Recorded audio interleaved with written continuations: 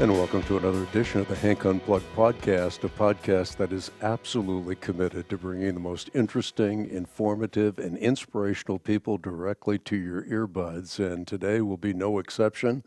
I know I say that every single time. I sound like a broken record, but I try to really bring significant communicators to this podcast. And today we have the privilege of hearing from Abdu Murray. He's the founder and president of a ministry called Embrace the Truth, and he's one of the most incredible speakers I have ever heard in my entire life, and I think that's a mouthful.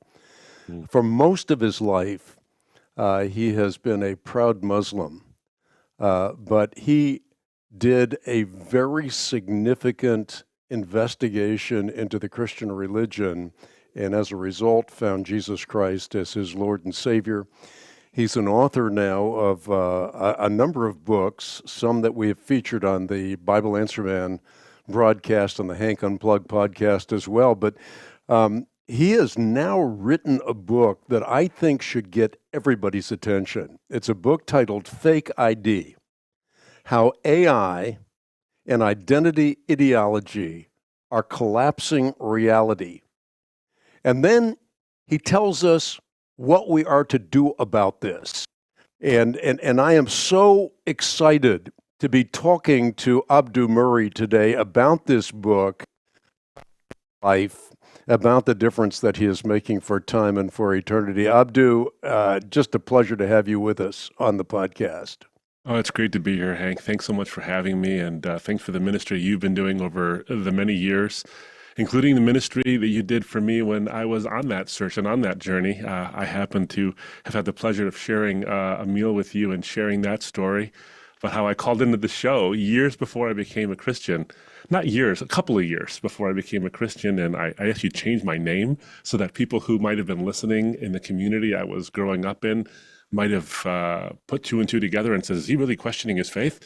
And you provided such a wonderful, clear answer to a question on the Trinity that I had that I was just blessed by it and have been just blessed by your ministry since. And so I find it providential, at least to some degree, that you and I are sitting here across the technological table from each other.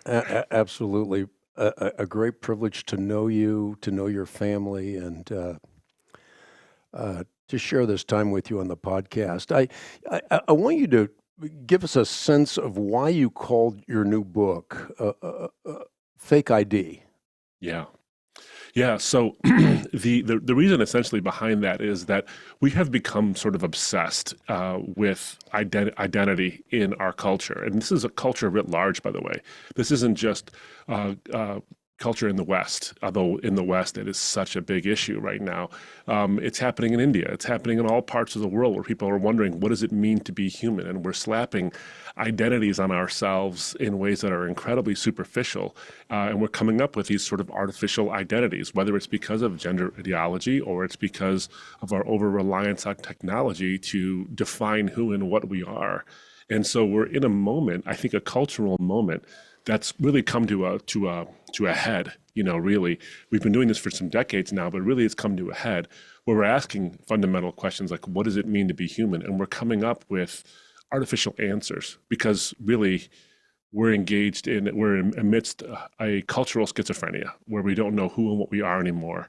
And there are these two, I think, competing cultural forces, what I call bioclasm and AI mania, that are trying to define what it means to be human in ways that are, I think, not only unbiblical, but not conducive to human flourishing. And so hopefully we can navigate those two cultural tsunamis and be anchored by something that'll get us through it. Because if we don't, as you point out in the book, we're going to face an ever-collapsing reality. Yes, indeed. And that phrase was just such a pop to me. I was watching a video actually by Asa Raskin and Tristan Harris, who are part of the Center for Humane Technology. And I believe it was March 9th of 2023. They were doing these are AI researchers, by the way. They were doing a video on what amounts to the third contact with AI. And we've had several contacts with artificial intelligence over the course of decades, actually. We think AI is sort of a new phenomenon, but it really isn't. And they said, here are the different levels of our contact with it. And now we're in the third contact, approaching the fourth contact, which will be some kind of a merger of human consciousness with artificial intelligence. And in that third contact, they said there are all these problems if we don't go and check ourselves when it comes to our reliance on AI. And they gave a list of like 20 different consequences. And in the list, they said they had the words reality collapse. And they didn't explain it. They didn't even go on into it in any detail whatsoever. They gave it about 2.5 seconds. In fact, the shrift that the word reality collapse got was as long as it took to say the words reality collapse, and that was it. And I thought, whoa, hold on. That is not a small thing you just said.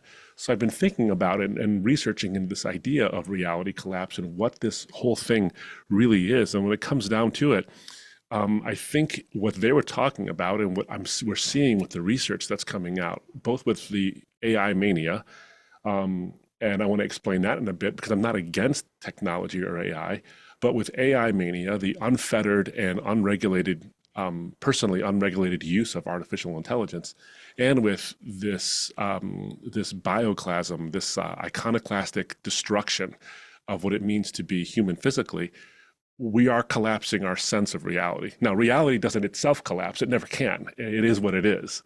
But our sense of it definitely can collapse. And that's what I'm worried about, is that we're losing our grasp of what the real and the true actually is. So when we talk about this, we're not talking about something that is trivial. We're talking about something earth shattering. You call it the twin tsunamis. Yeah. Bioclasm, a word that you coined, and AI mania.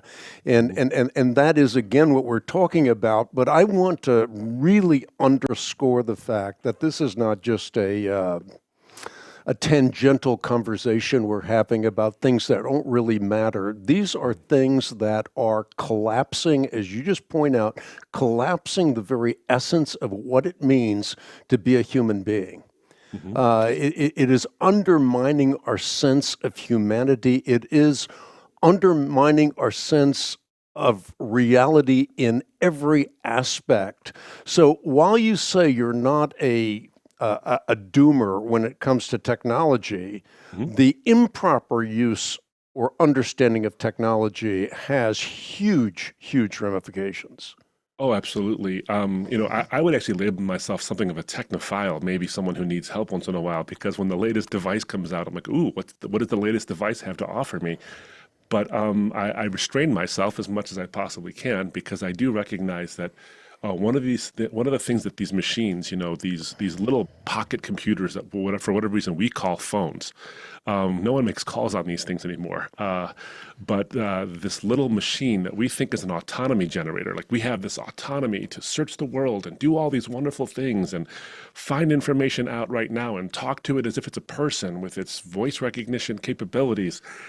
We think that this opens the world up to us, but then the research shows that, especially among young people, but people of all ages, that we start to limit our worldview to about 14.5 square inches. That is the area of our screen, and that's it.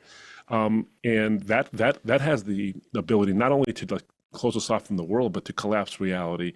When you think about, for example, deep fakes, and the way the deep fakes are so sophisticated now, you can actually create a video. In fact, our production, video production chief, Zach is his name. I did a video, and I did a video on the way in which our culture is starting to level up from cancel culture to assassination culture. And he said, why don't we translate that into other languages so it can be used? And he took about a half an hour on free software you can find on the internet. And he took this video of me, and he had me, with my mouth moving appropriately, speaking Spanish, Italian, and Mandarin Chinese in the matter of a half an hour. It was remarkable. Now, while it can be useful because it can get the information out, even that little example, I don't speak any of those languages, and yet it looked like I spoke them fluently, and we could do it that quickly. And then you read the story after story. Right now, you can pick up almost any news source and find a story pretty quickly about how generative artificial intelligence can be used to create videos of people saying and doing things they neither said nor did, and would be the opposite of what they've always believed. Just by sampling about 3 seconds of audio and video, someone can take this podcast, for example, and have you and I saying things that we don't believe and have never believed and never said. There's a story that I point out in the book that a mother whose daughter was a rival for the cheerleading team at a certain high school actually used generative AI to create fake images of her daughter's rival doing terrible things and engaged in debauchery at parties in order to discredit her and ruin her life so that her daughter could be on the cheerleading team. Now, apart from the evil of such an act, the kids who didn't know any better would have judged this person in a completely reality collapsing way that wouldn't just collapse their perception of reality, but would ruin this young girl's life. That's just one example of the many ways in which technology can be abused. And I think, and we can talk about this more later, but I think that what I wanted to emphasize in the book is that the problem is not in the silicon of the machine, it's in the soul of the humans using it. And this to me is the ultimate, where I point to the ultimate answer, which I get to eventually in the book, which is, I think, a biblical view of reality can moor us amidst these reality collapsing tsunamis of bioclasm and AI mania. Yeah, I want you to drill down a little bit on how you coined the term bioclasm. Also, the connection between bioclasm and AI mania. People at first blush might not see that connection, but there is a very significant connection between those twin tsunamis. Yeah, absolutely. Thanks. So bioclasm, I worked on this term for a while, trying to think of how do I describe this cultural phenomenon where we're essentially taking biological reality and making it not only subservient but almost irrelevant to our desires. And so you have this phrase, iconoclasm.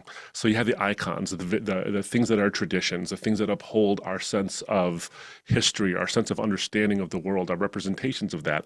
And the iconoclast comes in and destroys them. That's what it means to be the iconoclast. You destroy that which is traditional, the traditional understandings of things.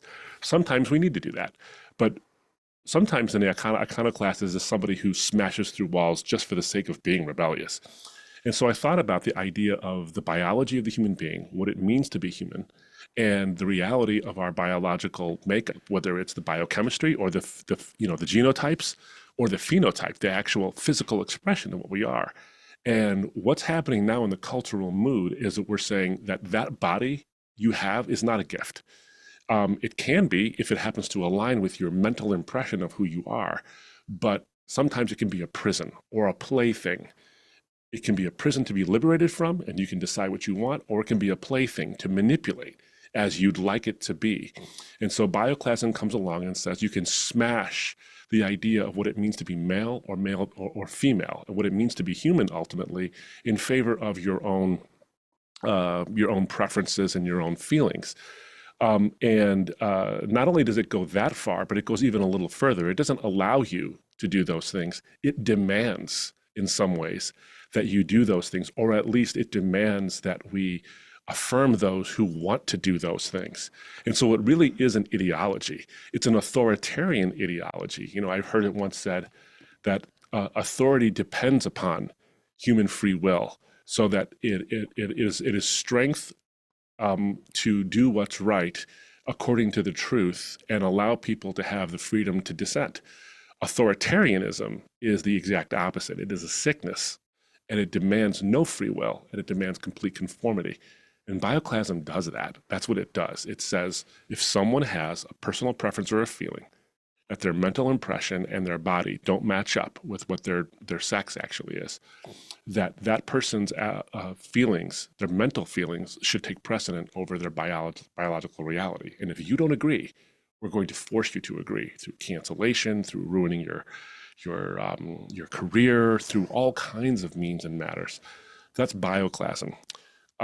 With AI mania, it's not against artificial intelligence as a technology, but it is against this mania we have for it, where AI mania is the unfettered and unbridled embrace of artificial intelligence as if it's the answer to all of our problems. And it can sort of alter reality, whether through the reality collapse of deep fakes or even altering what it means to be a human being in the first place. So we look at something like the human mind and how complex and how rich and how beautiful it actually is. And it seems to suggest that we are non-material beings. But here we create this machine that seems to do things better than we do, including making art and music and poetry. And if this machine can do it, this soulless machine can do it, well, then what are we? Are we but soulless machines with, instead of algorithms, we have this wetware and this software that applies in the same way machines do? And so that collapses the reality of what it means to be human. So these two forces, these two tsunamis, I argue in the book, and this is somewhat of an extension of Saving Truth, a book I wrote in 2018, that these are really the extension of a post-truth culture.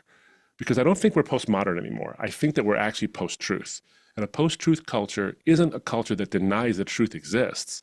It simply subordinates truth to our feelings and our preferences. It takes that which is our feelings and our preferences and elevates them such that if truth happens to comport with our feelings and our preferences, well, then we're all in favor of truth. But if truth happens to clash with our feelings and our preferences, well, then anybody who brings the truth to us is a bigot or is some kind of a terrible person, a Hitler, so to speak.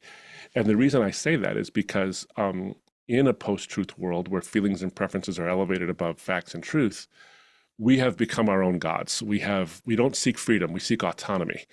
And as you know, Hank, autonomy comes from the two Greek root words of autos, meaning self, and nomos, meaning law. So we're not free. We are laws unto ourselves. So having said that, the seaquake that created these cultural tsunamis is the post-truth mindset that elevates feelings and preferences above facts and truth. And from that, we get bioclasm, which says that your body is either a plaything or a prison that you get to mess with, that you get to do whatever you want to, because again, you're autonomous.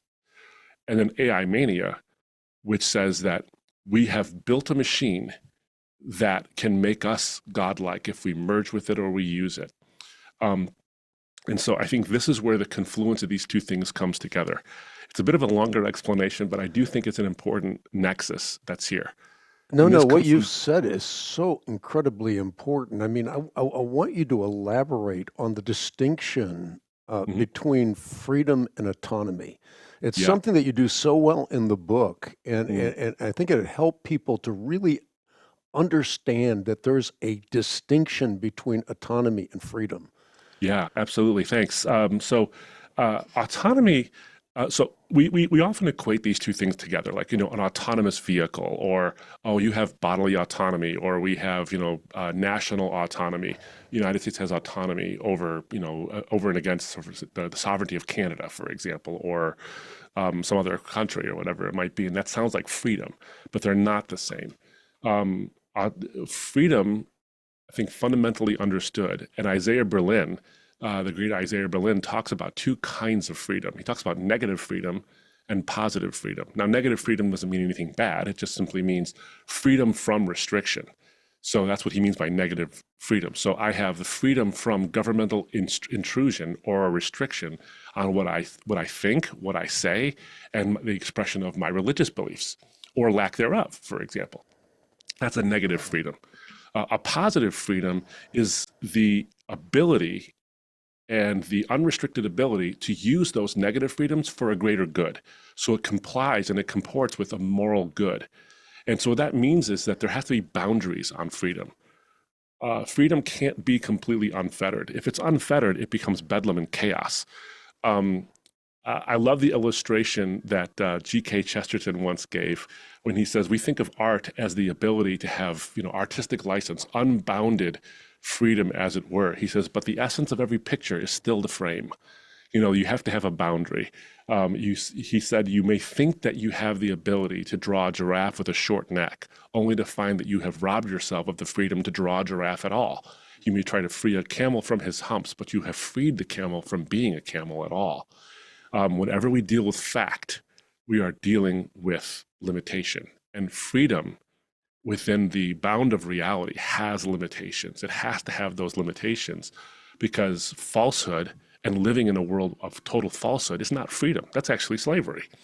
So freedom has to have boundaries. Autonomy is different. Autonomy is being a law unto yourself. And that breeds chaos, absolute chaos.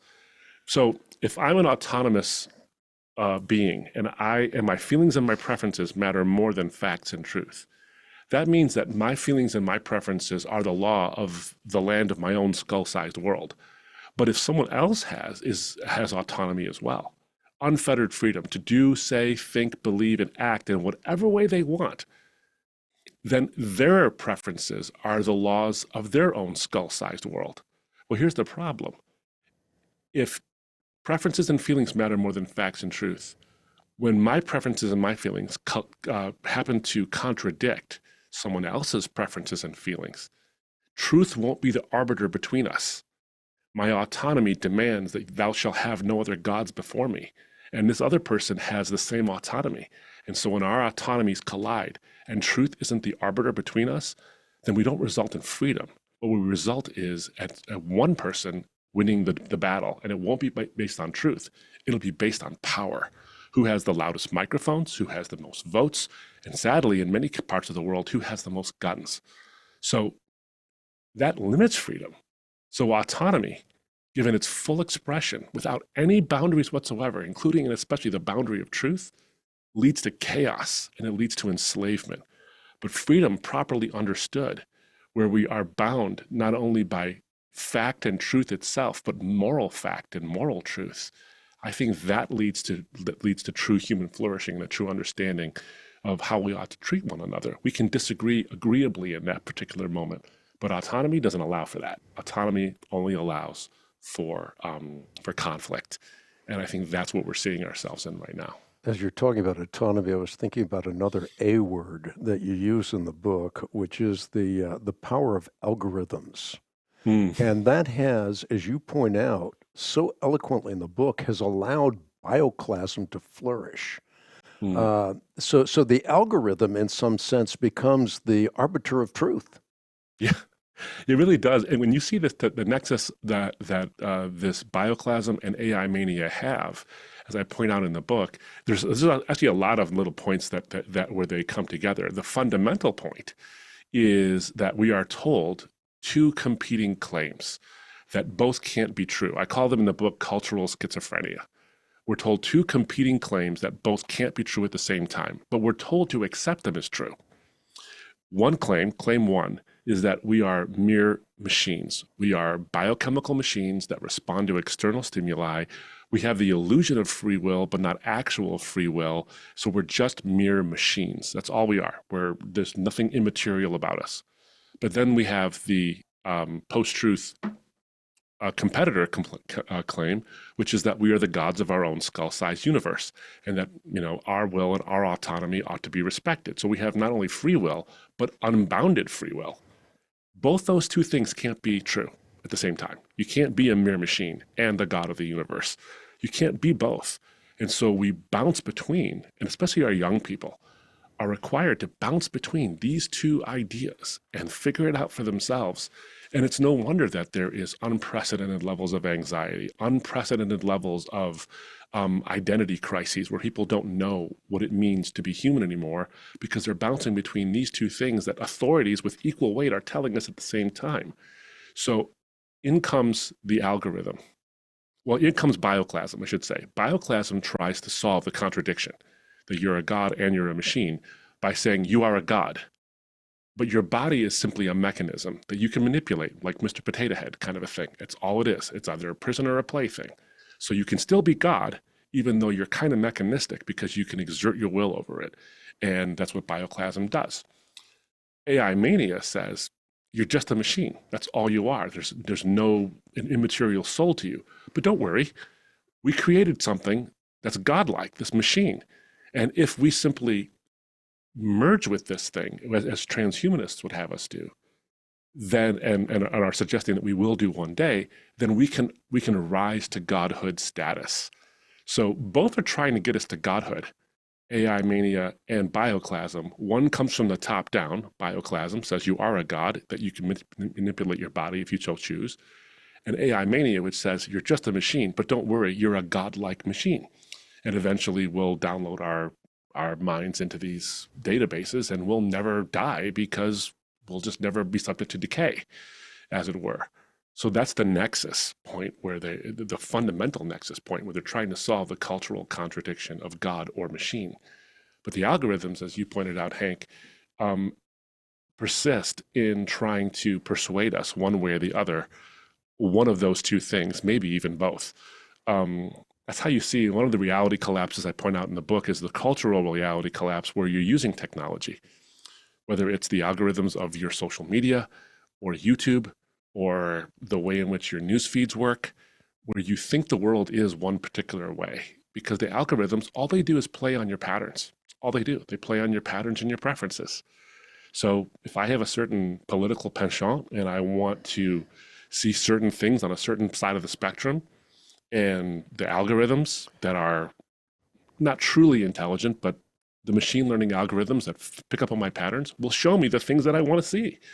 And it'll reinforce all my beliefs in one particular way.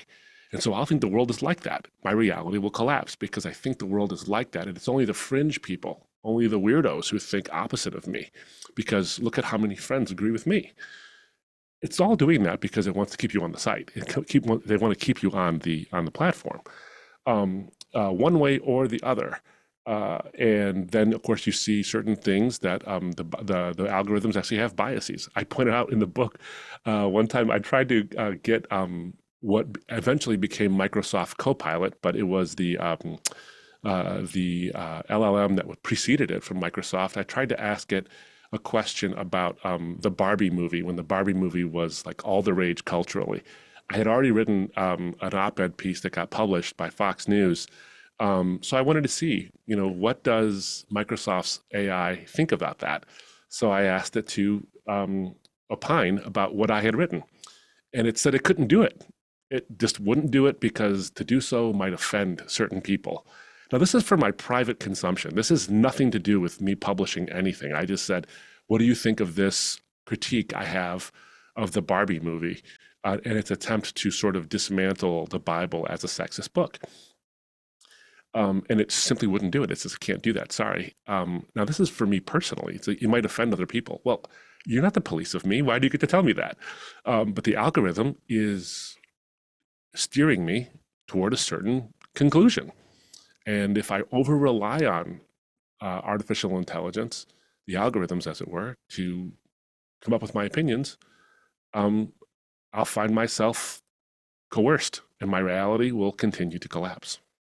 How do you develop, and this is really a question for the audience. Mm. I'm sure that's the question in their mind that they're wanting to ask you right now is how do I, in this milieu with these twin tsunamis, how do I develop discernment?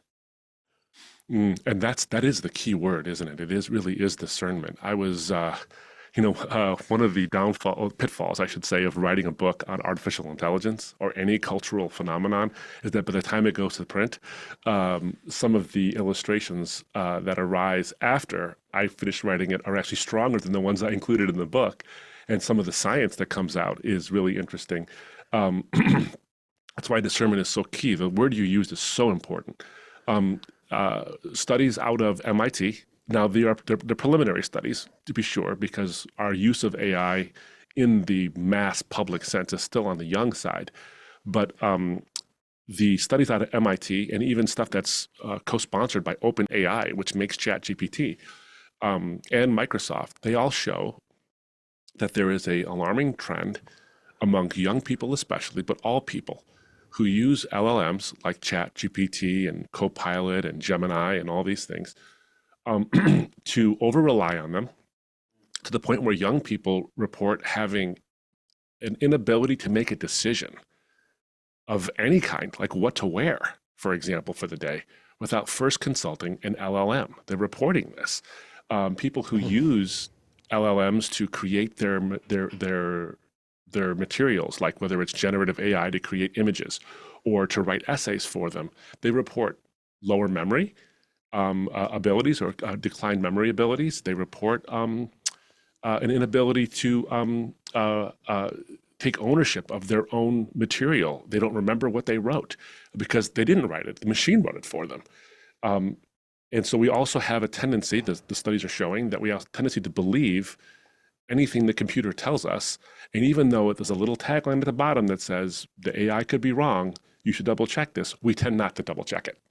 We just tend not to do that. We tend to just go with it as we do because we're path of least resistance creatures inherently. So I think how we develop that discernment, whether it's the cultural tsunami of bioclasm or it's AI mania, is one, to develop that critical thinking spirit, not a critical spirit, but a critical thinking spirit, which is different. And I think the Bible actually offers us that mechanism. First, I think it's to get rooted. And I've heard you say it so many times, and I think it's so important. And it bleeds through on what I was trying to write here, is that when you are familiar with the genuine article, the counterfeit looms pretty quickly.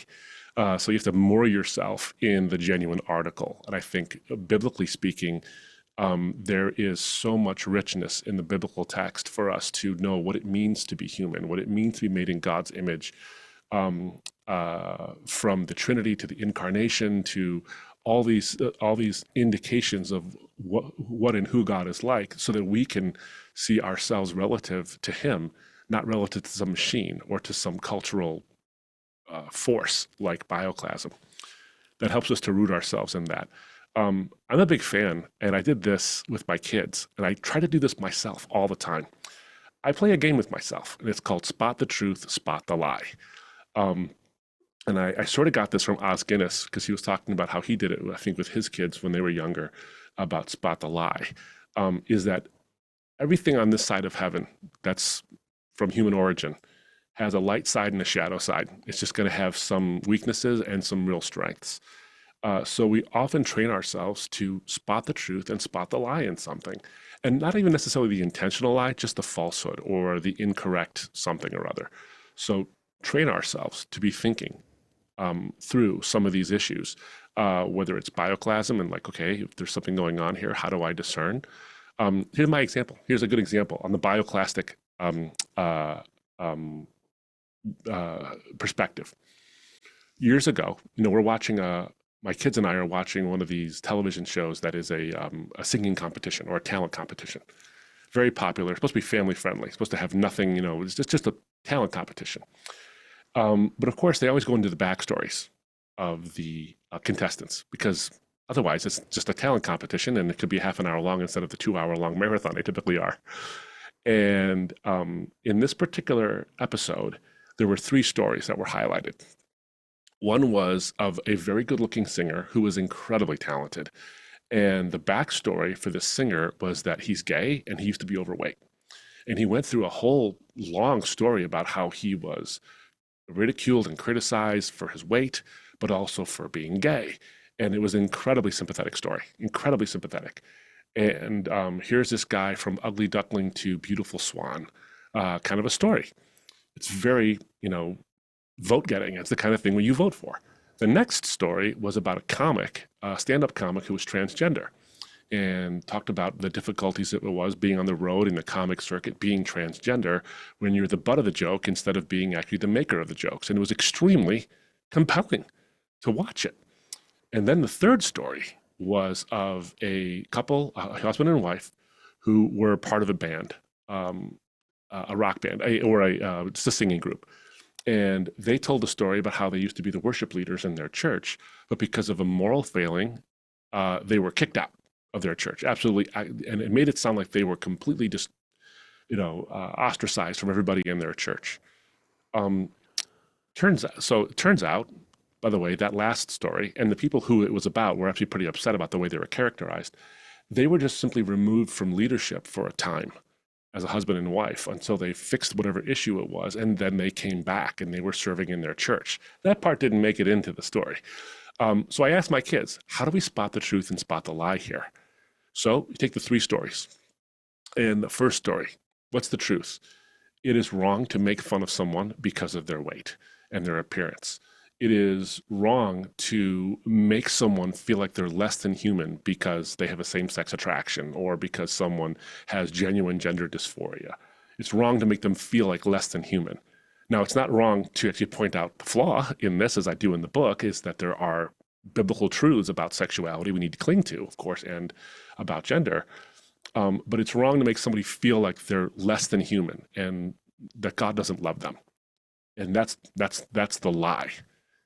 Sorry, that's the truth. That's the truth of how we should treat other people. The lie was that over and over again, that people who hold to biblical worldviews are awful people, and they will exclude people wholesale if you happen to disagree with them. That's the lie. Now, is that the case that some Christians will act like that? Absolutely. But the lie that was being perpetuated was that people are typically like this because the stories were stacked one way. I think that that ability to spot the truth and spot the lie is so critical, especially in our time of bioclasm, where bioclasm is trying to enforce a gender ideology with an Orwellian stick. It's trying to goad you into believing this is true, that you can be whatever you want. AI mania is enticing you with a progressive carrot. It's saying you can be godlike, you can be this thing, and it makes life easier for you. That's why we need to have the spot the truth, spot the lie going on here. I think we need to have that sense of discernment in critical thinking. This goes for people, by the way, you don't have to be a Christian to have that mentality, but I do think the Bible commends that mentality over and over again. And again, go back to Scripture, because one of the things I argue in the book is that the Bible specifically and the person of Christ, the Bible generally and the person of Christ specifically, are plumb lines or sextants, actually, to help us navigate these pretty tough waters. Because the Bible has this ability. Leslie Newbigin has this wonderful title to one of his books. It's Christ, Our Eternal Contemporary. And I love that so much because it just shows that Jesus is, though he's an ancient figure of history, and of course the Ancient of Days, and goes back eternally in terms of God being the Ancient of Days, going back eternally. Yet he's contemporarily relevant all the time, eternally relevant.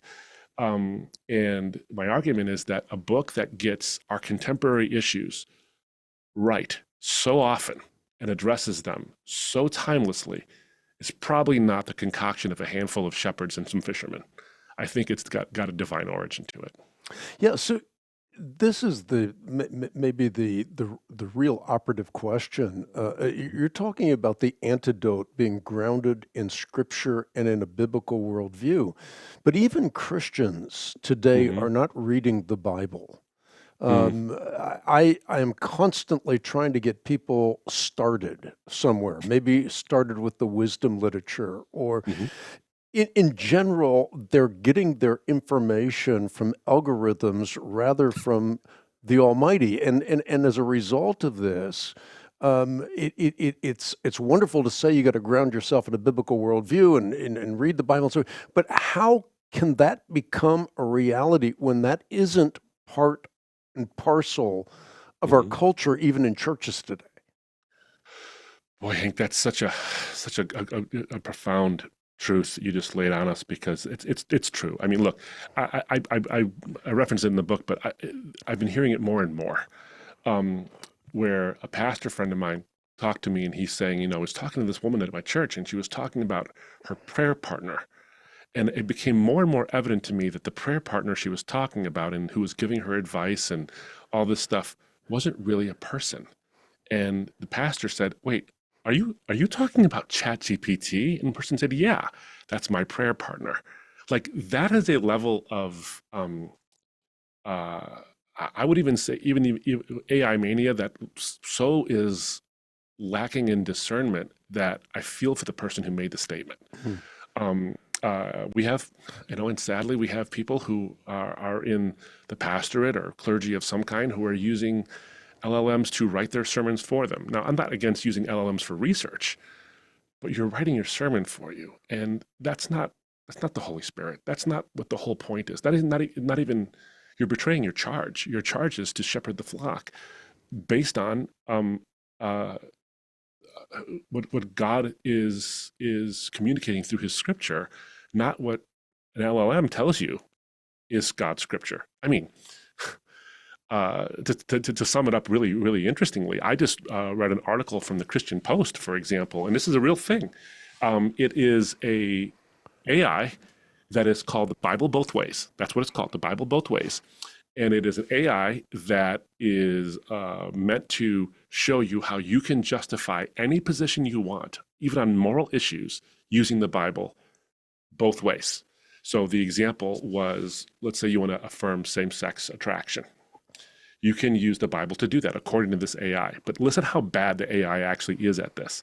So they ran it and said, show me an affirming position. And you've seen the Matthew Vines and these people of the world who try to misinterpret the Bible to affirm an LGBTQ ideology and or lifestyle. Well, this particular AI just cited 1 John 4:8. Whoever does not love does not know God, because God is love. As if that affirmed the position, because if God is love, God will be affirming. Well, that's a huge leap. That is an incredible leap. And this is supposed to be intelligent, an artificially intelligent thing. Well, that's not that intelligent, because love doesn't equal affirmation. Sometimes love actually equals disagreement to get you to align what your will is with what God's will actually is, as elucidated in Scripture. And the other example to say that it's wrong, of course, is quoting 1 Corinthians 6:9, to say homosexuality is a sin. So see, you can have it both ways with the Bible. Well, if you're not discerning, if you're not reading your Bible, you will be fooled by this thing. It will fool you, definitely fool you. So how I look at it, this is my view on how to get Scripture into you as a lifestyle. And I think the way to do this is what I've done, not perfectly, but I've done this in a way that helps me ground myself in Scripture, is to see my Scripture reading not as a chore to be accomplished, but as an encounter to be enjoyed. And I see things throughout the Bible that I find remarkable. And the beauty of it is the more you engage in this kind of an endeavor, and you see the Bible in a certain way, not only the profound truths, but even the mysteries that are in it, your sense of awe is kindled. I'll give you a quick example, and I pointed out in the book, but I find this to be amazing. And I've been wanting to, I'm so glad I found a place in the book to write about this, because I was thinking about this for so long now. The way in which the Lord uses words, and I think there is a poetry to the fact that He is God, the Word made flesh, and yet He uses words in such an efficient and eloquent way. When Moses is before Him, and he asks what his name is, it's I am. And we have this sophisticated philosophy of a guy named, he's one of the philosophers who talks about the argument from contingency, Gottfried Wilhelm Leibniz. So Leibniz argued that there has to be a God. He deduces from the fact of existence that there are only two possible things. There are contingent things and there are necessary things. A contingent thing is something that needs to be explained by something else, like the water bottle on my desk has to be explained by not only the manufacturers of the water bottle, but the manufacturing process and the pre-existence of the polymers that make up the plastic and all that kind of stuff. So something else has to pre-exist the water bottle. I am a contingent being. I'm contingent upon my parents, and they on their parents, and on, thus and so. And your belly button proves it. Exactly.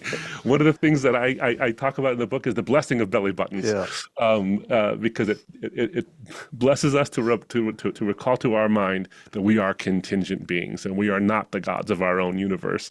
If we were truly the gods of our own universe, we wouldn't need belly buttons. We wouldn't have them anymore in the first place. So the fact that you can't have an infinite regress of contingency, you have to have a stopping point where there's a thing that exists that doesn't need to be explained by anything else. This logically so, and that's a necessary being. And Gottfried Wilhelm Leibniz argues that has to be God. And I think that's a powerful argument. So you need a necessary being, a being that just is and doesn't need anything else to explain its existence. In fact, it is the grounding of all existence. Now that's a sophisticated argument, and it's longer than I gave it a time for just now. And it isn't it just like the Lord of language, God the Word made flesh, to take that entire sophisticated argument that was come up centuries after Moses encountered God. And when Moses says, "Who are you?" God says, "I am. I am the necessary being."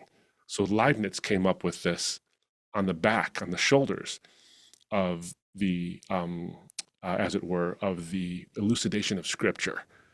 I find that amazing. I find that to be breathtakingly beautiful. And I can give you, and you probably have more than I do, Hank, countless examples of the way Scripture does that kind of a thing. So even for the awe factor alone, read your Bible. Just it'll awe you. It really will. So for that first purpose alone, but then it will anchor you as well. I mean, look, if there's ever a call for Christians, um, uh, well, I would even say for non-Christians, at my heart, I'm an evangelist. I want non-Christians to read this book and be impressed with it. Um, uh, if there's ever a reason to dive into this book to anchor you, it's right now where we're being tossed about. I mean, is it really up for argument that this culture is one that is just um, being tossed about along the cultural tsunamis, where we don't know what it means to be human, we don't know what it means to be male or female, or whether or not we're just biochemical machines with sophisticated software. We need that anchoring. So, one, be awed by the Bible, and two, get into it, because if for no other reason, just for the practicality of finding yourself some kind of anchoring, because we desperately need it. Yeah, and what starts as a discipline can become, as you point out, a delight. I think there's something else that you just said that is worth maybe putting an exclamation point around. We're not just talking about individual collapse, we're talking about the collapse of culture in general. Yeah. So we're talking about something that you describe in the book as a sequake. You Mhm. use that metaphor, and I think it's a Mhm. powerful metaphor to let people know that this isn't just about something that's happening to you as an individual, but this is something that will affect the entire culture, Mhm. not just in America, but worldwide. Mhm. Yeah, what I look at, when you look at just even the studies, and it's funny, I was talking to somebody else and they said, why do we need studies to tell us this stuff? Isn't it painfully obvious? And the answer is, of course, it is painfully obvious. But the good news is that there are studies that are coming up that are showing us the cultural effects of this kind of a thing. I mean, when let's take the bioclasm as just one example. It is affecting the culture where and these are things that we have to recognize are sort of sliding scales, or a slippery slope is probably the better way to put it. Is that originally it was, don't mess with people's private lives, just live and let them do what they want. And if they want to identify this way, then they can identify that way, and whatever it might be. And that seemed reasonable enough in the sense that while I disagree and I think it's going to hurt you, um, I'm not going to, create laws or do whatever to enforce my particular view on what you need to be. That was sort of part of the thinking.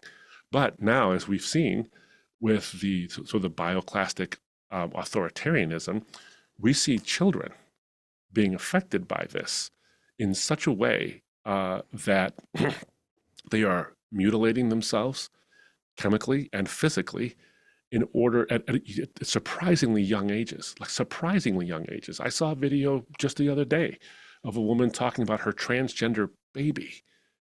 How do you even know if that baby is confused about their gender? There's just no way you can know if a 6-month-old is confused, or even a 1-year-old or a 2-year-old. You just can't know that. Yet here we are enforcing our autonomy on a young person. That post-truth sequake is enforcing the parents' autonomy, who are not the owners of those children, but the stewards of those children, and saying, well, this is what my kid is going to be. And you're seeing this more and more. And it's affecting people on huge scales, huge scales. Even if they don't end up going through some kind of gender affirming medical treatment, whether it's hormones or actual surgery, there are years that are being lost to some of these kids and it's and adults, by the way, as well, but mostly children. Um, Jonathan Haidt points this out in his book, The Anxious Generation. Jonathan Haidt, by the way, not a Christian, a self-proclaimed atheist who does think, by the way, that spirituality, and he defines it largely in a broad scale, but he thinks spirituality is the way out of this mess, which is just sort of interesting all by itself that an atheist thinks that. But he pointed out in his book, The Anxious Generation, that there is sort of a rapid onset gender dysphoria. And Lisa Littman, who is a researcher out of Brown University, I believe it was, actually has wonderful data that shows that gender dysphoria, for example, is a social contagion, much like suicidal ideation is a social contagion among young people. Well, the reason why I say that, Hank, is because that is a cultural collapse. If you have young people, especially young girls, who, when someone else in their cadre says that they're gender nonconforming, they're trans or they're pansexual or whatever it might be, or even non-gendered, whatever it might be, that creates an attention and a lionized hero platform for that particular person. And then they jump in and they want that. And so people who had no hint of gender dysphoria before are suddenly identifying as with a gender other than the sex they were born. And it spreads pretty quickly throughout certain groups within high schools, for example. Happens all the time. And that creates all kinds of identity issues, that creates all kinds of psychological traumas, it creates these things, and a loss of sense of meaning and of what we truly are. So that's one example from the children. And of course, this is interesting, Lisa Littman, when she published those materials, a peer-reviewed article, by the way, the pressure on her to retract it was so great that it had to be reprinted. It was, in fact, withdrawn by the journal it was submitted to, and then it had to be reframed in a way that wasn't so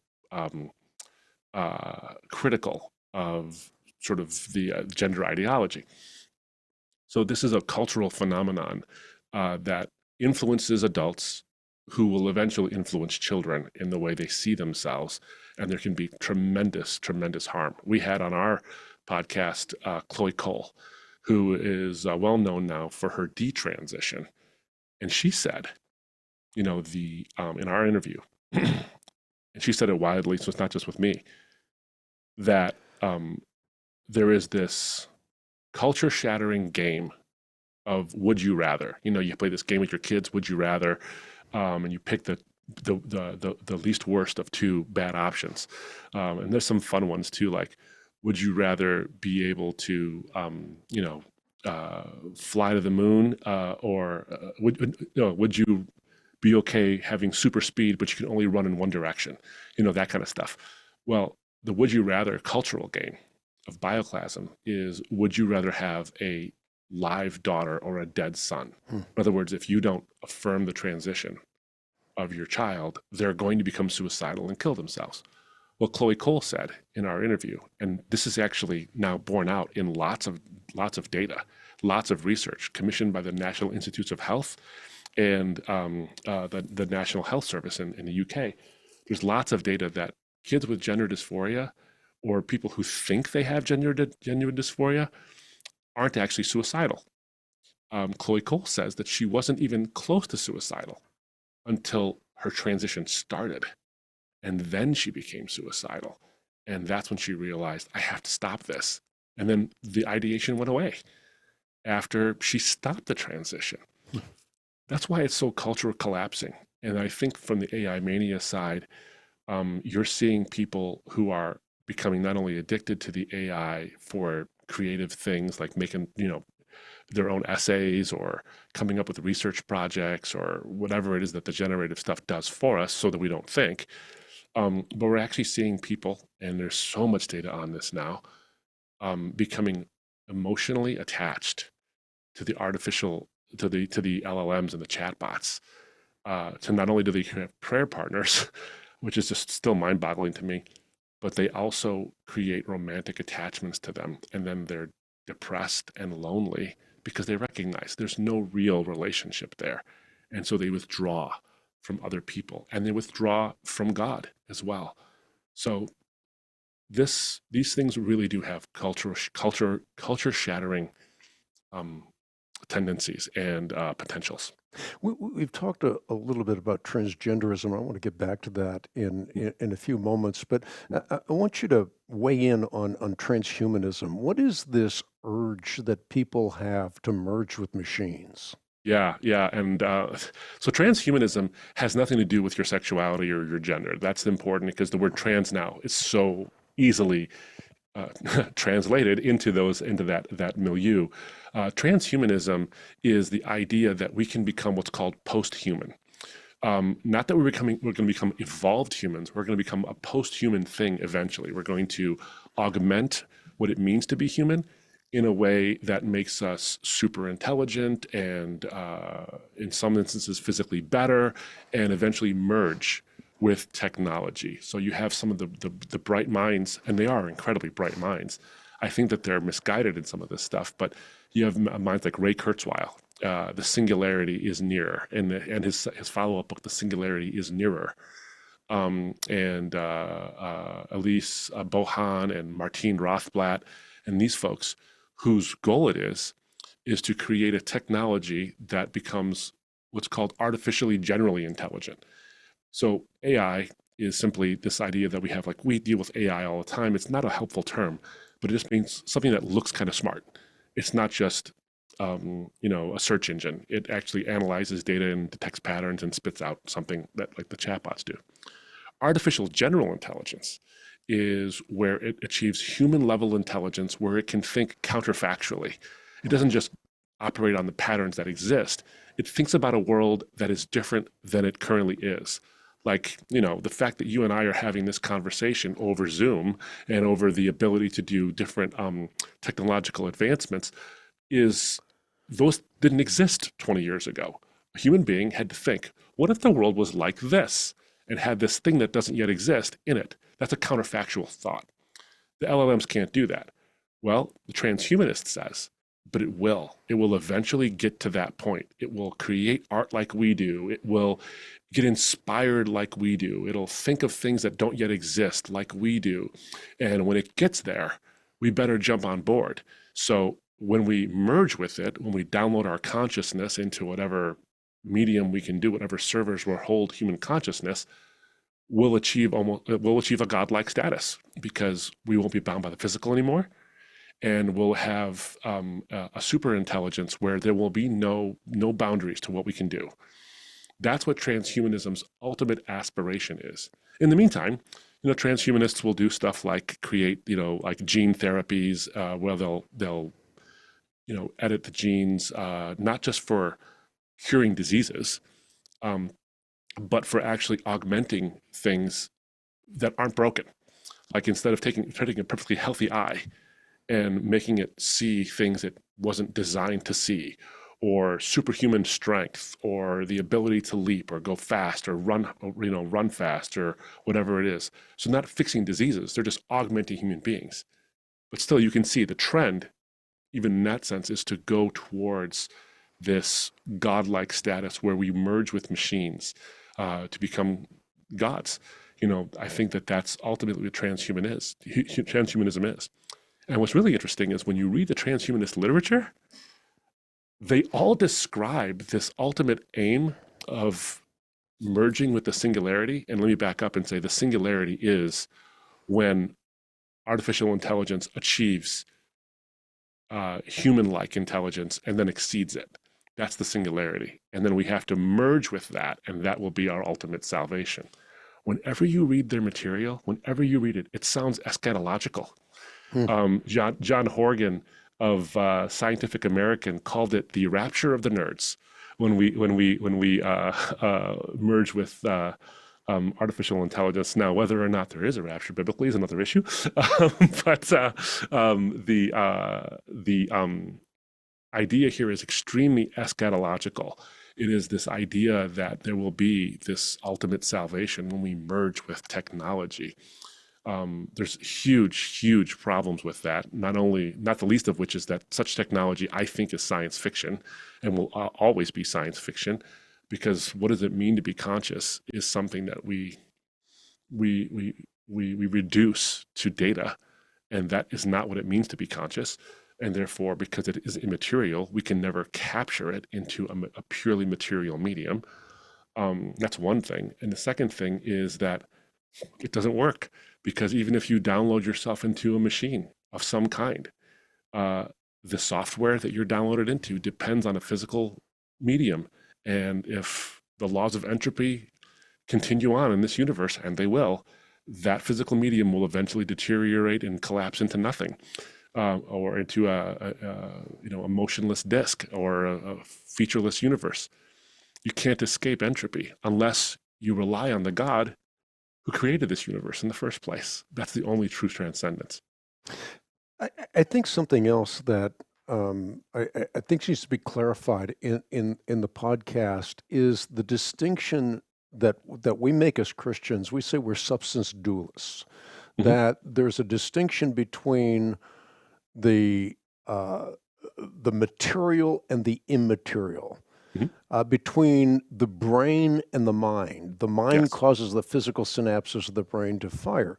Mhm. A lot of people will not buy into the idea of substance dualism. They're just merely physicalists or materialists. Yeah. And therein lies the big problem, I think. Yeah. Well, and one of the things I talk about in the book is the fact that there are these people who have that first claim: you are just a biochemical machine. That first claim of the cultural schizophrenia, which is you're just a biochemical machine. You don't really have free will. You have people like the late Daniel Dennett, who actually says, look, you don't have free will. You don't even have an actual consciousness. You have the illusion of a consciousness. But that isn't really consciousness. That's just data being processed. So we have computation. We don't have thought. We don't have actual consciousness, which is interesting because he'd argue for that point, which suggests that he actually does have consciousness and a mind. So there are those who would say that. And so they would take that statement that we're just biochemical machines and say, then we can in fact download ourselves, because we're just our brain is the computer, the fleshy computer, and if we can just figure out how to translate the data from the fleshy computer into silicon or whatever other medium we'll create, well, then we can do that. It's just one computer transferring itself into another computer. We just have to figure out the translation language to transfer that data into one thing or another. But the problem is that pure materialism like that, it just doesn't make any sense for a couple of reasons. And one of the reasons, and I go into some treatment of this in the book as well, is that consciousness, immaterial consciousness, can be philosophically defended, and very strongly, by the way. And all the competitors against substance dualism are, I believe, weak.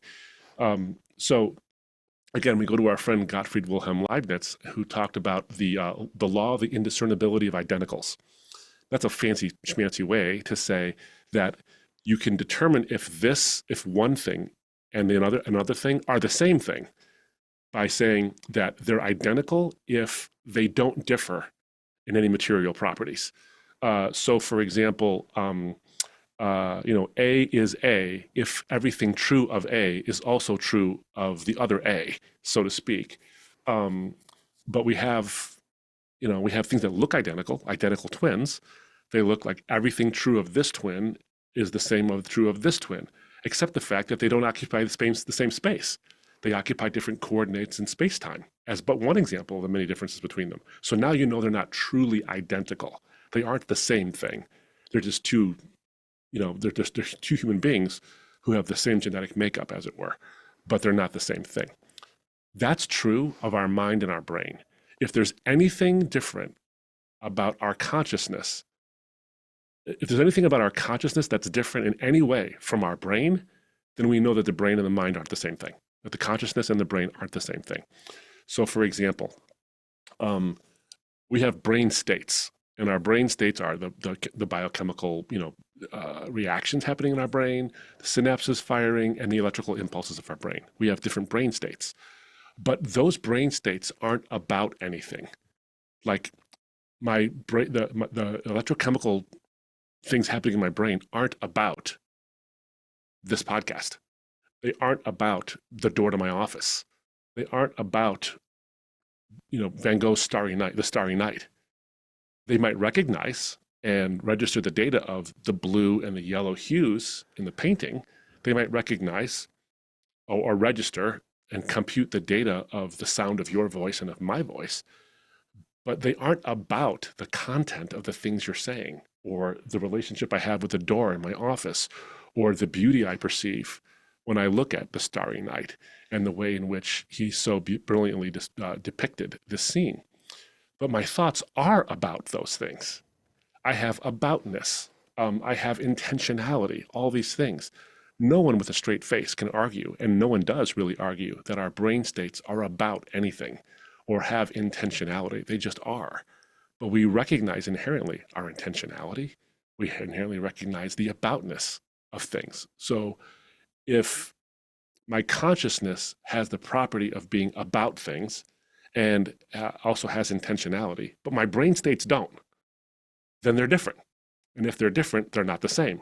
And therefore, we are, that our brain and our mind are not the same thing, which means that there's an interaction between the two, but our mind has, as you said earlier, has an effect on our brain and can cause the things that happen in our brain so that we can sort of manifest our intentionality into the physical world, but they're not the same.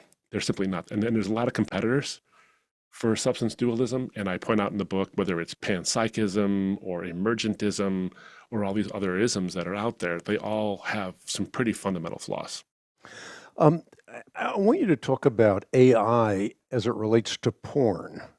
Mm-hmm. Um, Yeah. this is something you deal with in the book, and I think it's very interesting. Mm-hmm. You're broaching the question, what in the world would be wrong with AI porn because you're not lusting after a real human being.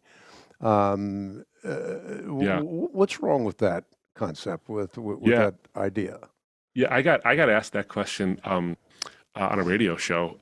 It was I hadn't been asked that question before, and I thought to myself, I thought about AI porn before because so much of what's happening now is, and this, by the way, as just a complete aside, I think it was Chesterton who said, Chesterton or Malcolm Muggeridge who said that the doctrine of original sin is at once the most contested but also the most empirically verifiable Hmm. reality of human existence.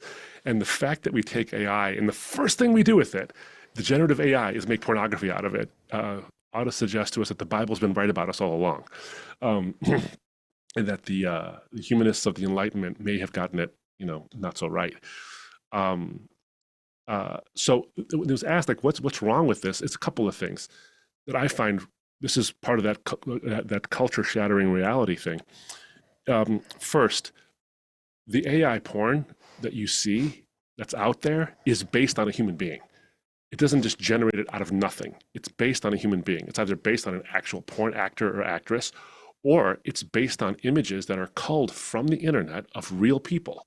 In fact, there's a story coming out of just near where I live, out of the Detroit area, where a man has been charged because he created child pornography based on the images, purely innocent images of kids in the parks near him. So it takes a real person and then reduces that person to not only an object of my lust, but an artificialized object of lust. And in some ways, I find it to be worse. As bad as porn actually is, because it reduces a human being to an object, AI porn makes it worse because it's reduced a human being to a fake version of it. So now they're not only an object, but they're an artificialized object. And so if the research shows, and it does, that human beings tend to objectify other human beings in their lives, the more based on how much porn they watch, males do it especially. Males will have different sexual relations or different even cultural and social relations with women based on their exposure to porn. And porn tends to get more and more exotic the more and more people will watch it because they're forever chasing the original God-given novelty of sexuality that they lost. They lost that sense of the beauty of sexuality because porn has cheapened it. And so they're chasing it and chasing it, and they go for more and more novel, but that more and more novel becomes more prurient and it becomes more debasing. Well, now you use AI porn and you reduce a human being to the digitized version of themselves for your own gratification. I can't think of a more dehumanizing thing than that. So whether it's based on an actual human being or it's not, it still makes human beings into objects. And I just find it amazing that, you look at your phone, you look at the the things we interact with, whether it's the LLMs or our phones, we give them names like, Alexa and Siri and all these things. And we've humanized these machines that we now use to dehumanize people. I find that to be such an indictment, and a realistic assessment of what is at the heart of the human condition and why the Bible speaks against this kind of stuff. Something that you wrote about in your book, and I remember discussing this with you when we were having dinner with our families. You bring up your father, Mm, who was murdered on October 11, mm, 2024, and how that becomes an illustration for people facing the temptation of using AI powered video and audio to interact with simulations of their loved ones. yeah, Expand on that, because this is sort of in the same ballpark of what we're just talking about with AI generated porn.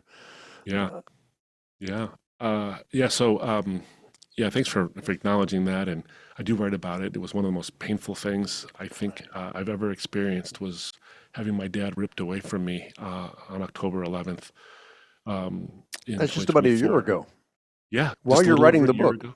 Yeah, right. Well, I was writing it, and so it causes lots of reflection Hmm. on the nature of evil, the nature of humanity, what it means, and how I miss my dad. My dad's the kind of guy, Hank, who could walk into a room, and if he never made a noise, you'd still know he was there. He just was this big personality. Um, and I see these stories. I've seen these stories where there are people who have either created or are using artificial intelligence to create avatars of their loved ones who have passed, and you can feed into the into the software video and audio of your mom, your dad, your sister, your daughter, whatever it is, and it will generate based on patterns what they probably would sound like or what they would say in a conversation, and then you can have a interactive conversation with either the audio or the audio and video version of your loved one. And in one sense, I understand why people want that. They want to hold on to their loved ones. I do. I want my dad back more than anything. Um, but there's something about, there's something so deeply human and so deeply signaling of the transcendent that I have to recall what my dad would say. I have to think, what would dad do in this situation? How would he react to that? Instead of me going to an LLM, as sophisticated as it might be, and then asking an avatar of my dad a question. Because what if it gets him wrong? What if it doesn't fully say what he was going to say right? What if it glitches? What if it, pauses and hangs up and buffers like the videos we watch? There's a violence that happens to my dad's, the memory of my father. There is a cheapening, a digitization, a commodification of my dad. Not to mention the fact that I can't imagine that these data companies are not using my conversations with my dad and the data that becomes the avatar to for their own personal gain. I mean, we know that if the product is free, the product is you, and we see this all the time with social media use and any other product that's out there that's digital. So this commodification of my dad and this digitization of my father or any loved one um, diminishes, I think, the immateriality of who and what my dad is, and cheapens in some way who he is. It's interesting because in one of the articles I read and doing research for this, where people were using AI to preserve the memories of their daughter, for example, the creator of that AI cautioned how easy it would be to see this AI as if it was his daughter. He says, no, I have to tell myself, it's not my daughter. It's not my daughter. And it's really important that we recognize that. Plus, there'll be an atrophy when we rely on this machine. I think there'll be yes, our memories aren't perfect, but there's something about the effort to recall and to remember. Even using photos and video, as those are digital, I get all that, but they are an actual representation of what they said and did. But when you use AI to do your thinking for you and your reminiscing for you and your interaction with your lost loved one, something will atrophy. I mean, look, I'm terrible with directions. I'm absolutely horrible with them. I can get lost in my own house. And I use GPS now to get anywhere. And I'm worse now than I've ever been with directions because I rely on this machine to tell me where to go. And I'm trying my best to actually stop relying on it so much. Now, can you imagine if that were the case with my memories of my loved one, with the most intimate relationships in my life? I think we'd lose something in this. And I think that we'd also further collapse the reality of what that person was to us. Are they the sum of the data about them, or are they more than that? And if we digitize them, we're going to lose that sense. Now, you and I, and people in our generation, and even Gen Z, for example, we had a world without that. And so we can make a discernment between the digitized version of a person and the actual person. But there'll come a generation, perhaps Gen Alpha, perhaps the generations after them, where there is no world in which people weren't digitized into avatars. And so will they think of people as simply the sum of the data that they are? And that's what I worry about. Not necessarily my generation, not even my kids' generation necessarily, but maybe the generations that follow, where there will be no milieu in which they exist, in which people have not been digitized, and they'll come to see us and each other as mere digital avatars. And that would be a huge tragedy. Is that an accelerant of what you write about in the book as brain rot, which I think was a word of the year in 2024? Yeah, I think it is actually. So brain rot is this sort of funny term. Whenever I say the word brain rot, my kids sort of smile at me because it's one of these things like, "Oh, Dad, you're up on the lingo." So brain rot largely is just there's brain rot, the noun that results to what is happening to us, where our faculties actually atrophy. But there's another noun. Brain rot is the nonsense that's out there. There's a lot of nonsense words. For example, Gen Alpha is sort of famous now for creating words that mean nothing.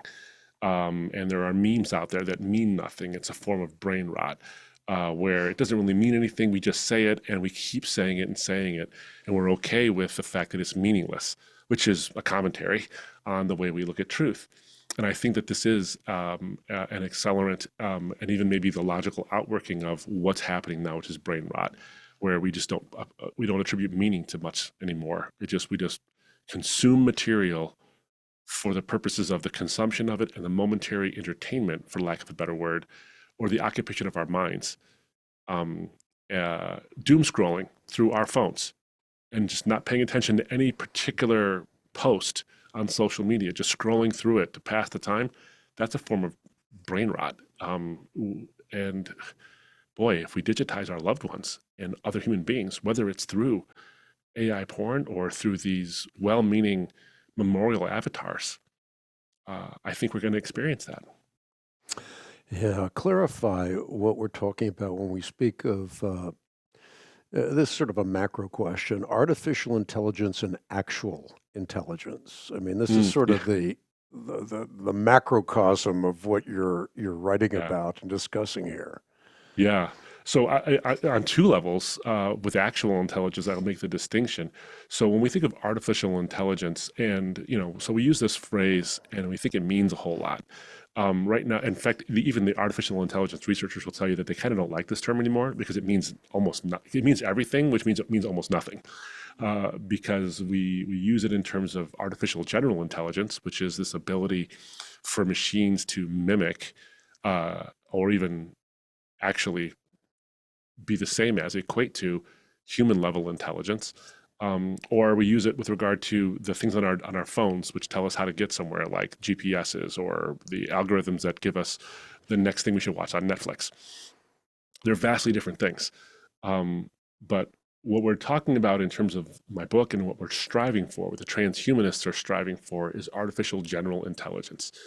Um, the problem with artificial intelligence, as I see it, and I think this will always be the case, is artificial intelligence doesn't have the ability, right now, we're not even close, to thinking counterfactually, to learning the way human beings really learn. In fact, Alison Gopnik, I quote her in the book, she's an AI researcher as well, and she pointed out that right now, even our most sophisticated artificial intelligences, or our LLMs, or whatever they are, our machine learnings, they don't do the kind of learning that comes easy to an average 4-year-old. We're like, as sophisticated and as wowed as we are, when you type into ChatGPT, hey, could you write a sonnet in the style of William Shakespeare on the beauty of buttercups? And it does it. It still isn't as good at learning as the average 4-year-old. It's not even close, because there's what oftentimes researchers call the paradox of learning. We don't need to crash our cars 10,000 times before we figure out that trees are objects we should avoid with our cars. We just kind of know that. And we just figure it out. There's something about our intelligence that is beyond trial and error, well beyond trial and error. Well, AI learns mostly by trial and error using enormous data sets, huge data sets. So, for example, an artificial intelligence will learn how to identify a picture of a cat, by being shown thousands of pictures of different kinds of cats, and then be told when it gets it wrong because it picked a dog, or it picked a giraffe, or it picked a sprinkler. Um, it has to go through the trial and error and then say, okay, I got a plus here and a minus here. Okay, so I'll go with the plus. And it does this whole thing where it does this. And there are different versions of that. Human beings don't do that. A child sees one cat and immediately extrapolates to all other cats, even huge cats. So you see a house cat, and then you look at a lion, and you're like, that's the same thing, essentially, the same kind of species. You know it. Um, uh, we're not even close to that with artificial intelligence, not even close. So human intelligence is just something that is leagues different. It's orders of magnitude different than artificial intelligence, even now with all the sophistication. But then it comes to me to a second level um, uh, of intelligence, which is, and the other part is we think counterfactually. As I said before, we think about a world that is different than the current world as it is. So the book I wrote, for example, 5 years ago, I wasn't thinking about this book. Then came along some cultural things that I thought, well, what if the world existed in a way, in a manner where this book I wrote exists? And the books you've written, Hank, there was a time when those books didn't exist, and you thought of the idea, and it was counterfactual to the way the world actually was. The world doesn't exist with this book currently, but it's going to, and so we thought that way. The LLMs and the artificial stuff doesn't think that way. It doesn't think about a world that could be different than the way it is now. It just doesn't do that, and it might never do that.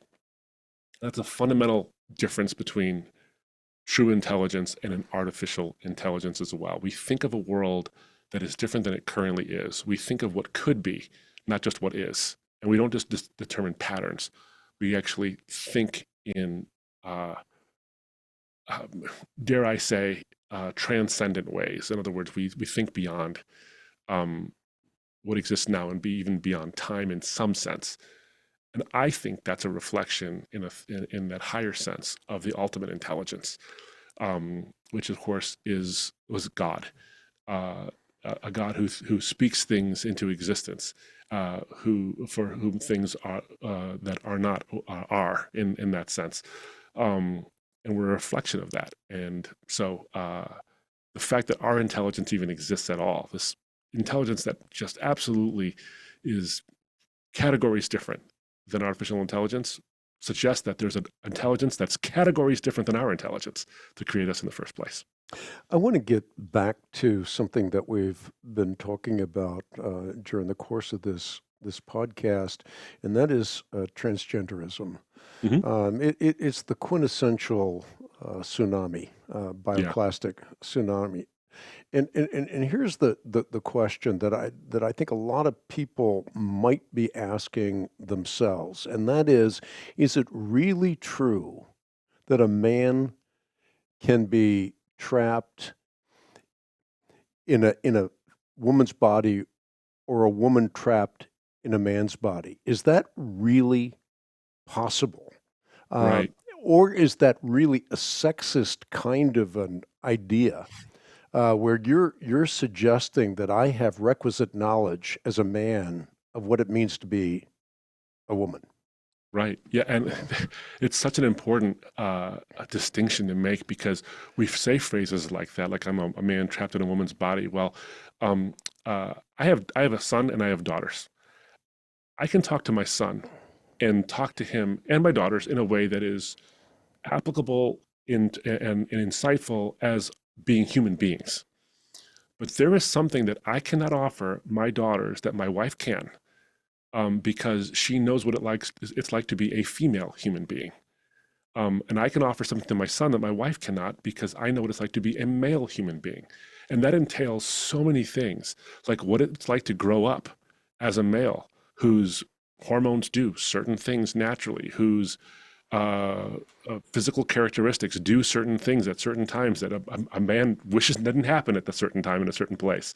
My daughters, for lack of a better, without being crass about it, have gone through certain biological realities in their lives as adolescent young girls who are growing up when they were just entering the puberty phase that as a man, I will never know. I will never know what it's like to have my first menstrual cycle.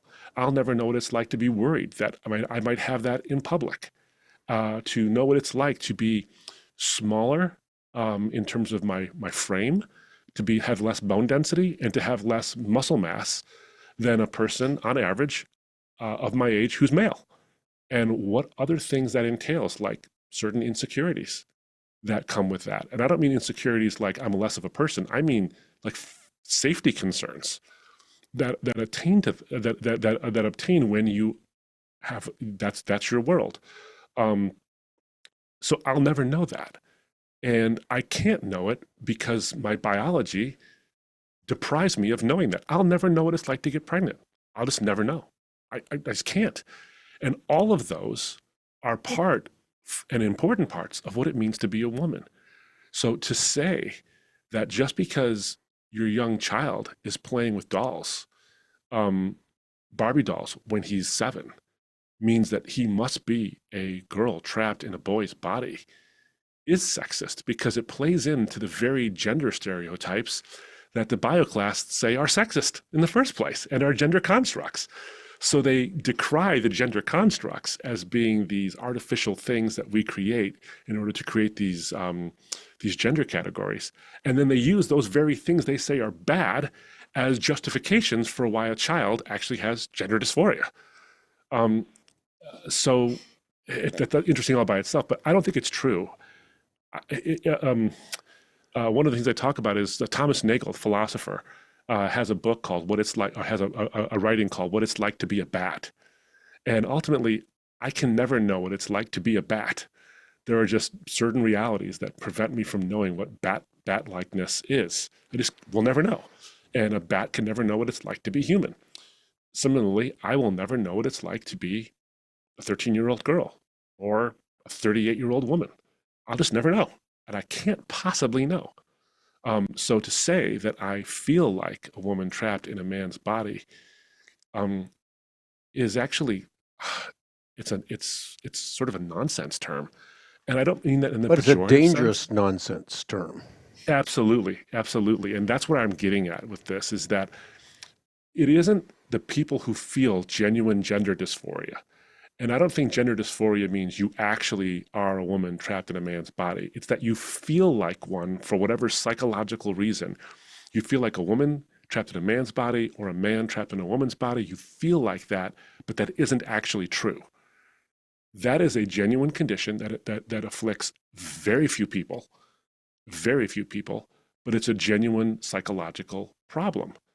And how we look at it is you can look at it, let me assume the best out of people. Let me assume the very best intentions that someone sees someone like that and says, boy, I don't want them to experience that kind of dysphoria, so we ought to help them change their body or affirm their feelings in some way. Then there's another person like me who would say, boy, I don't want them to experience that kind of dysphoria. I hate the discomfort they're going through. So let's actually focus on the mind, because the mind is clearly out of sync with the physical and biological reality of the world. Assuming both people are trying to help someone, it seems to me quite obvious, quite self-evident, that if it's impossible for them to actually feel like a woman trapped in a man's body, then the psychological part needs to be addressed, because they can't possibly know what that's like. They just can't. It's just impossible. And therefore, let's help them steer their minds towards reality. Otherwise, it's dangerous. It's dangerous on multiple levels.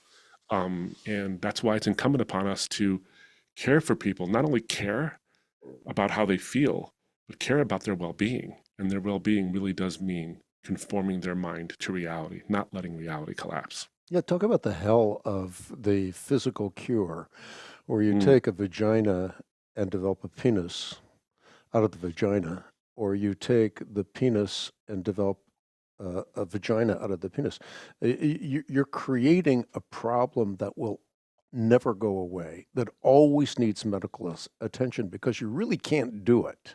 You yeah, can you've, you can create a facsimile, but you can't mhm, really create the whole thing. It becomes an open wound that mhm. needs constant physical care. It becomes, if you look at it in a really crass sense, it becomes a multi-billion-dollar industry.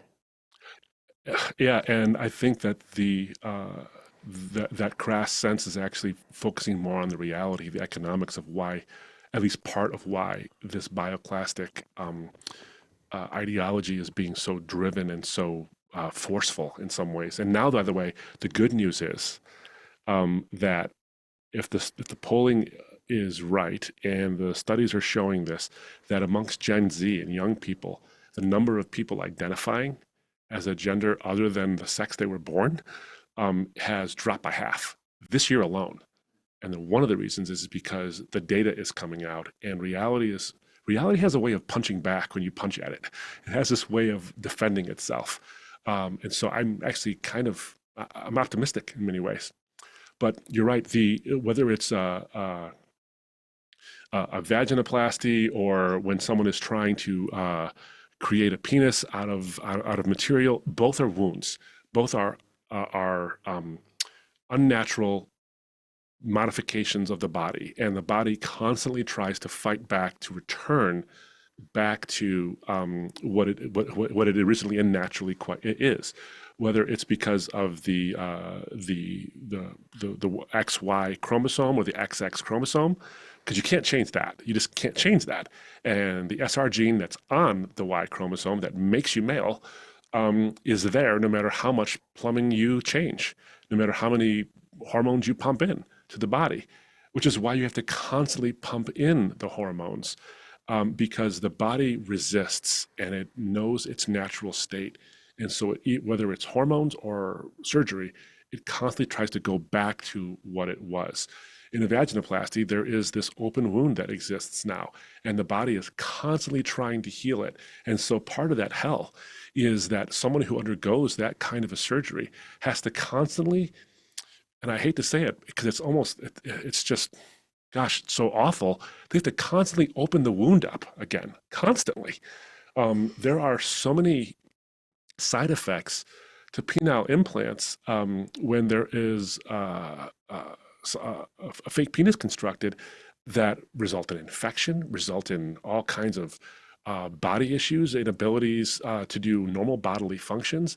And this is a constant struggle. In fact, in the book, I point out in what I think is just a remarkable New York Times op-ed. And the title of the op-ed is "My New Vagina Won't Make Me Happy" by Andrea Chu. And Andrea Chu admits, and this is a direct quote, "Until the day I die, my body will regard the vagina as a wound," and then confesses that, quote, "I am a marshland of regret.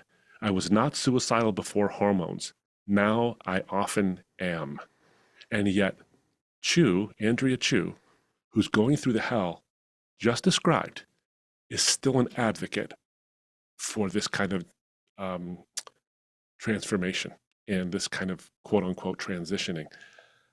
I find that to be the ultimate in reality collapse, how someone can go through this and be a marshland of regret and say, by the way, I want you to go through this too. It's okay if you go through this.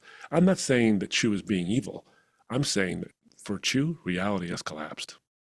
That is the quintessential example of reality collapse. Another one that I think you should comment on and do in the book is the prospect of AI freeing a woman from childbirth. That's another. It's bioclastic on the one hand. On the other hand, it's driven by the myth of progress. Yeah, yeah, and I think that that's one of the things that we talk about. I talk about in the book too is the myth of progress. Um, uh, so the myth of progress is that the things that currently are should be different than they currently are, and anything that's different is going to be therefore somehow progress. We can have tons and tons of regress, and I think we're going through a regress because it essentially reduces us to prisons or playthings. I think that that's exactly what's going on here.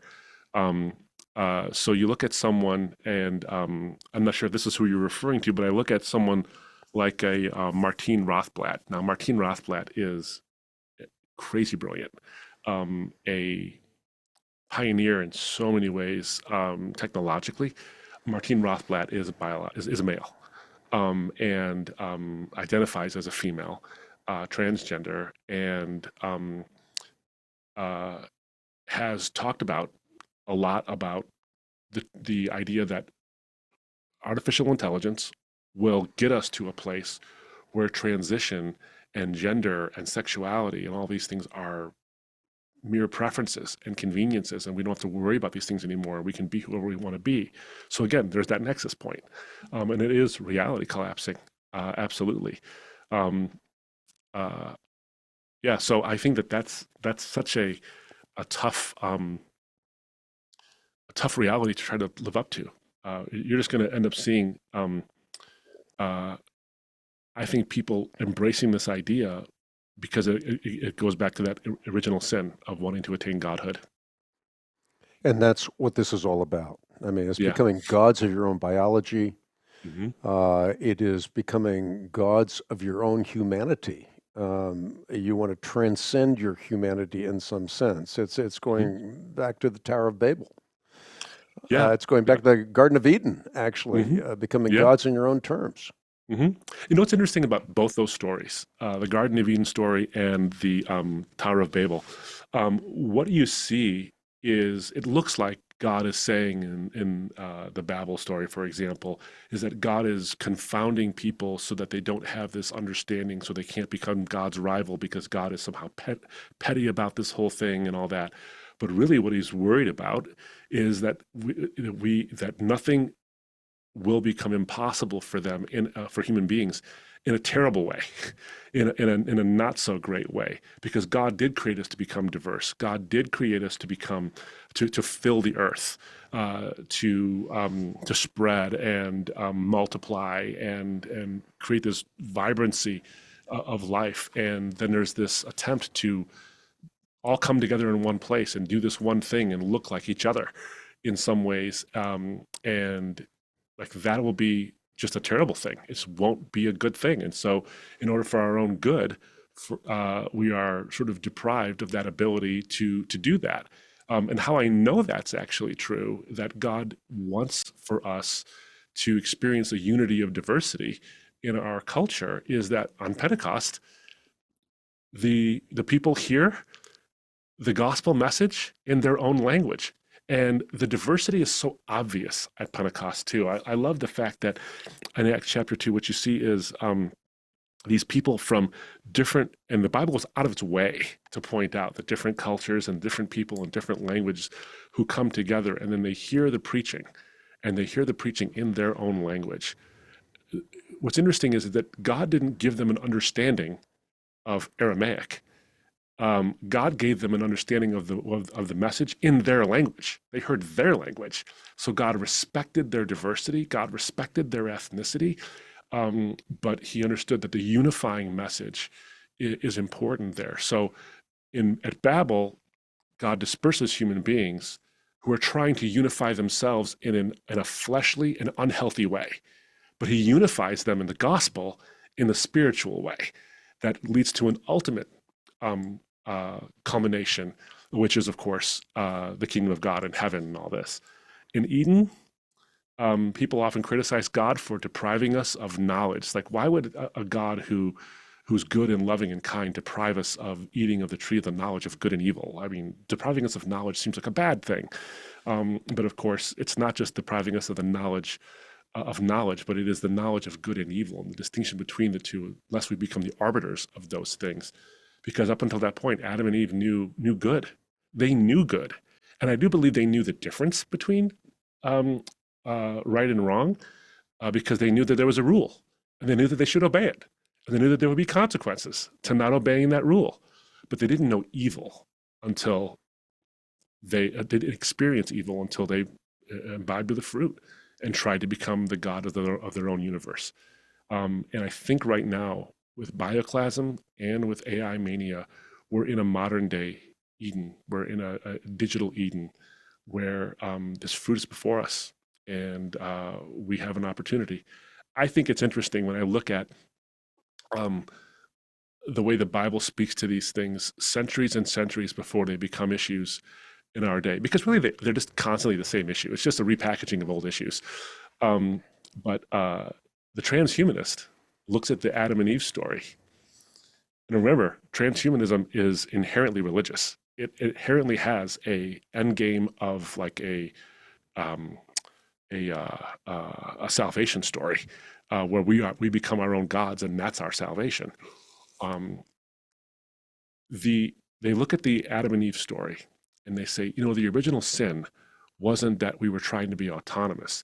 The original sin is that we tried too early. But now we have the ability. Now we can finally outdo God, because, God can't make a being just like himself, because a being just like himself wouldn't be made. You can't be a perfect being and be made.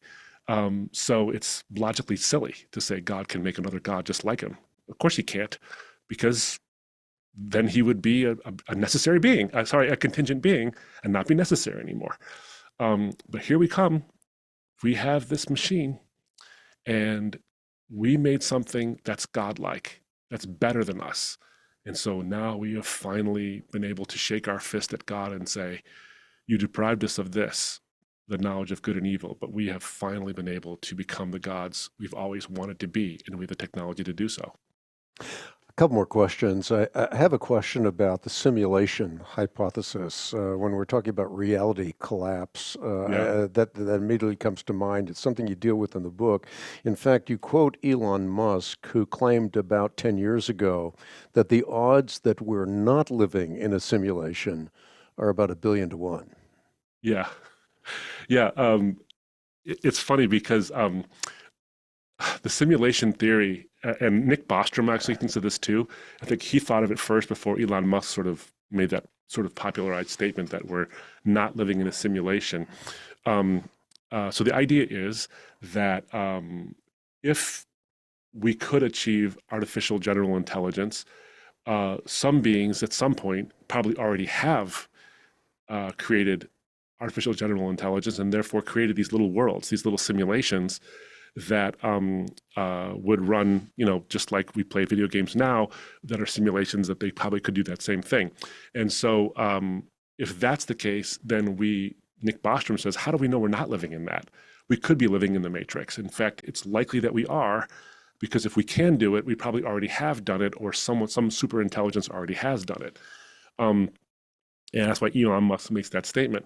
But what's interesting to me is that, first of all, I point out that there are some Oxford mathematicians who have proven that no simulation can possibly project the ways that the universe could possibly exist.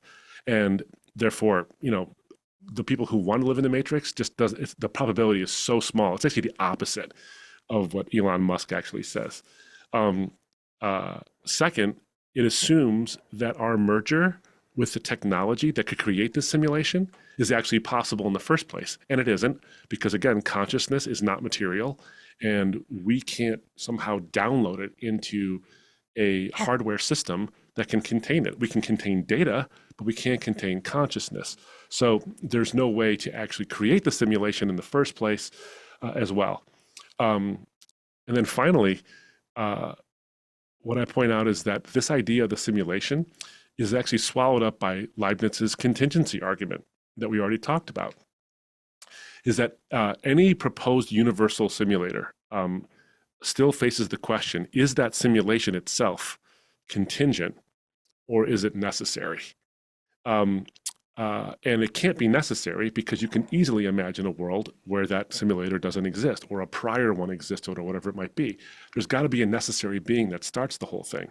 So even if there's a simulation engineer who precedes human beings, some grand species that does this, that species itself still depends on a explanation for its own existence. And ultimately, you can't go back infinitely. You've got to resort to God. So ultimately, there is going to be a starting point to everything. And no matter how many simulations you run, and no matter how much you go back, the universe is still the universe, and logic is still logic, and you're going to have to resort to hinging all of reality, not on a simulation, but on God himself, which I think is just interesting because C.S. Lewis made that statement. I'm going to paraphrase it. I don't have it memorized exactly, but this idea that we're in a simulation, we're in a sense the dream of some kind of social or a computer engineer, doesn't solve the God problem because we still need God to explain existence. And Lewis points out that it is not I who am the dreamer, but it is God who is the dreamer, and we are his dream. Not in the sense that we're fake, but we are the product of his imagination. We are the product of his divine plan. We are the product of his divine will. So, in other words, nice try with the simulation theory, but you're actually giving a hat tip to Christian theism. So I said a couple more questions, but you're very stimulating. I mean, your writing is just brilliant, and it's very accessible, which is what makes you such a fantastic apologist for the Christian faith. But speaking of that, you, for many years, were not a Christian. You went through, I think, an 8 or 9 year examination of the Christian faith before you became Christian. And it's very difficult in my experience, and I've had a lot of experience in this area, for a Muslim to become a Christian. Yes. I want you just a random question. Sorry for asking it, but it's part of the cultural milieu. Yeah. What's your view of a Muslim and a Marxist running the financial capital of the world in terms of New York City? Yeah. Well, it's funny because I've been asked this a lot of late.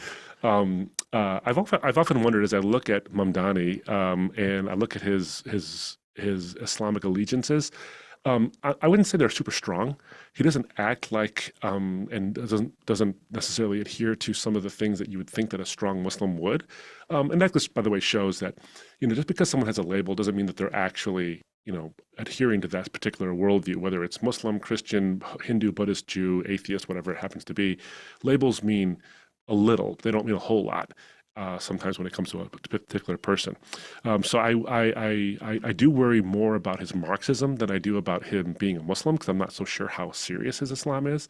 However, having said that, I do think that there is something that we need to be cautious about because even assuming that he's not serious about being a Muslim, and he's serious to some degree, there are Muslims who are very serious about it, and there are some of those people who are serious about it in a global domination kind of way.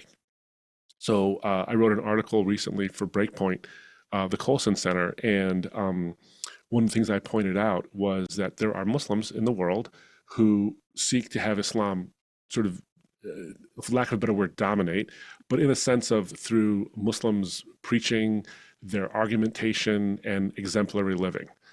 And that I have no problem with because, as a Christian, I'd love the gospel to be heard by every single person and believed by every single person in the world. That's not going to happen, but I'd love that to be the case, and that's what I do with my ministry. But there are also Muslims on the other end of the spectrum who see it as a domination um, by force. And one of the things about Islam that's really interesting, and people don't, I think, always appreciate, is the word success is really important in Islam. In the Quran, you see words like among the victorious and among the losers all the time. There are those who follow Allah, and those who follow Allah are among the victorious, and those who deny faith are among the losers. It uses this terminology all the time. And even in the call to prayer, you have this phrase, come to prayer, come to success. So a lot of the way in which Muslims feel the validation of Islam to be is based on its successes. So you have the traditions in Islam about the way Muhammad won the Battle of Badr and the way he won over the Meccans without having to necessarily kill anybody because his forces came in there and they were so terrified and that they bowed. Oftentimes, when Muslims overcame the odds, that was considered God's favor. So there's this mentality sense that success proves the veracity of the religion. Well, you have a Muslim, whether he's nominal or committed, you have a Muslim who is overtly saying he's a Muslim, taking over the leadership of one of the most influential cities in the world, in America. And that says a lot to Muslims. That emboldens and validates a lot for a lot of Muslims, whether progressive, moderate, or hardliners. So that's what intrigues me, and what I think that means for all of us is, especially Christians, is that we respond with urgency, not alarm, but urgency. This is the time to spread the gospel and preach the credibility of the gospel, because there's plenty of Muslims who haven't heard it yet, or at least haven't heard a credible version of it. So I hope they do.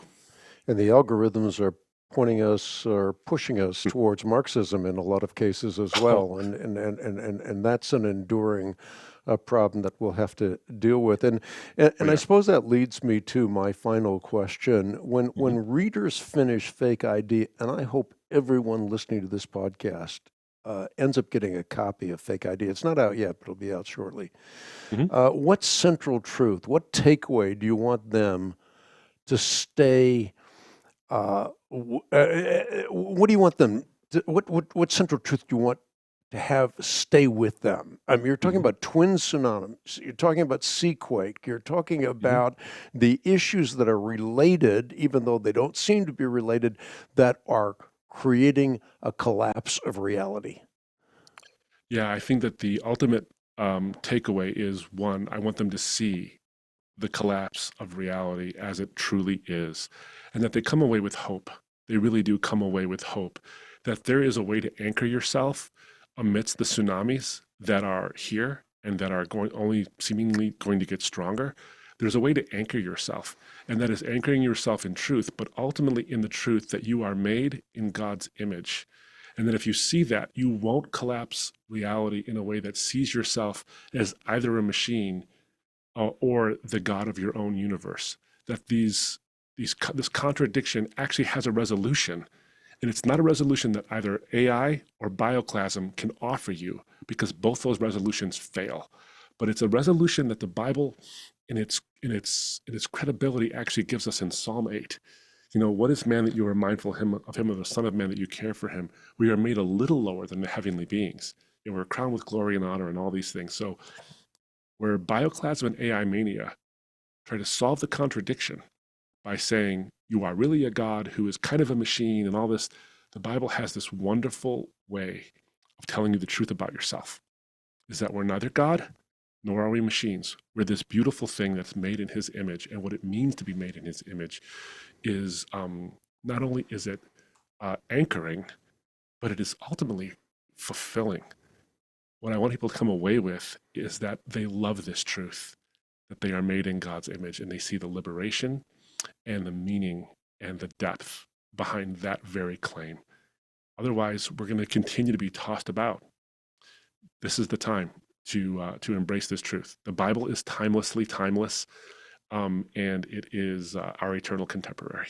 You're a brilliant apologist. I mean, there's no question about it. You're a brilliant writer, and God has given you a significant platform. You're speaking all over the world. Mm. Tell me a little more about your ministry as we close the podcast today. Well, thank you, Hank, for the kind words. That means a lot coming from you, especially considering the influence you've had and the impact you've had on my life and in the field of apologetics, generally speaking, as well. I have a shelf full of your books, and I am grateful for that. So any brilliance or any influence that I've had has been built on the shoulders of those who've come before me and written before me before I became a Christian. So I want to thank you for that.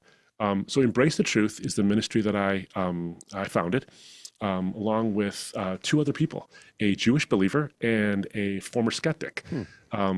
And we all three of us came to faith from backgrounds where there was going to be a consequence to us coming to faith.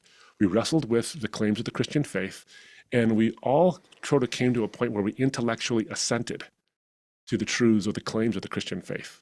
I had come to a point where I had intellectually assented to the Bible is the reliable transmission of what happened to Jesus of Nazareth, and that he in fact did die on a cross, and he in fact did rise from the dead, and that he is in fact God incarnate, and the God exists as a triune being. I intellectually assented to those things, but I didn't quite embrace them, because embracing the truth has a higher cost than simply assenting to the truth. And so what Embrace the Truth is about is offering the credibility of the gospel to every questioner we encounter. And the reason why we put it that way is because the Apostle Paul says so beautifully in Colossians chapter 4, verses 5 and 6, but really focusing on 6, when he says, "Let your speech be gracious, seasoned with salt, so you know how you ought to answer everyone," or each person, depending on the translation. I love that the Apostle Paul does not focus on saying, answer each controversy, answer each issue, answer each cultural tsunami. He doesn't say that. He says, answer each person. Because if you answer culture issues and all these things, that's fine. But people need answers. Controversies don't, but people need answers, and they use their questions to get them. So that's what Embrace the Truth is about. We're about answering people, not their questions, but we answer people by answering their questions, because they're the ones who need the answers, not their questions. Their questions are abstractions, but the people are real. And so that's what we're about. We're about doing evangelism through apologetics and offering the credibility, but also recognizing that there's a cost to coming to faith. I know that from personal experience, but ultimately, it's not just that it's true, but that it's beautiful, and it's truly beautiful, and also beautifully true, which means that ultimately it's worth it. It is worth it. I can tell you from experience, and everyone knows this who's a devoted believer of Jesus Christ. No matter what it costs you, it's worth it. That's what we're about. Well, Abdu, thank you so much for your time, for your talent being used for the glory of God and the extension of his kingdom. You are interesting, you're informative, you're inspirational. It's amazing the price that you've paid coming out of a Muslim context. You just think about the family relationships and the difficulties that are obviously going to be in that situation. And so you're admired on a lot of levels. I certainly admire you, and thank you so much for just the hard work you put into being able to communicate in such an effective way. You've made an incredible contribution to the Hank Unplugged podcast today. Well, what a pleasure it's been, Hank. It's been an honor. Thank you so much for having me and for your kind words. And it's all for God's glory. So we pray for the folks at CRI and what you're doing, and just honored to be here. Thank you so much. Well, thank you, and thank you, everyone, for tuning into this edition of the Hank Unplugged podcast. Please rate, review, and subscribe. It helps a lot. When Abdu's book comes out, we will be featuring it prominently. We're going to air this podcast more than once, I'm sure. If you want to know more about the Christian Research Institute, you can write us at Post Office Box 8500, Charlotte, North Carolina, zip code 28271. You can check us out on the web at equip.org. And again, rate, review, and subscribe. It helps a lot. Thanks for tuning in to this edition of the Hank Unplugged podcast. Look forward to seeing you next time. with more.